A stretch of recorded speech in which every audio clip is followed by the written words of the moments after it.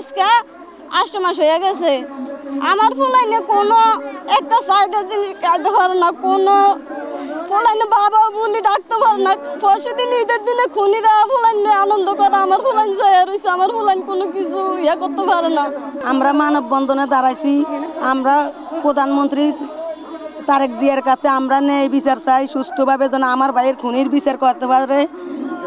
আমরা বিচার পাই না। 8 মাস ভাই মারা গেছে, আমার ভাই কি কারণে হত্যা করে মারা হয়েছে, আমরা তার বিচার চাই। এই জন্য আমরা আজকে জানতে চাই প্রশাসনের কাছে যে তা কবির হত্যার বিচারটি এখন কোন পর্যায়ে রয়েছে এবং আগামী 1 সপ্তাহের মধ্যে আমরা এই বিচারের অগ্রগতি না হলে আমরা নতুন করে কঠোর কর্মসূচি দিতে এখান থেকে বাধ্য হব।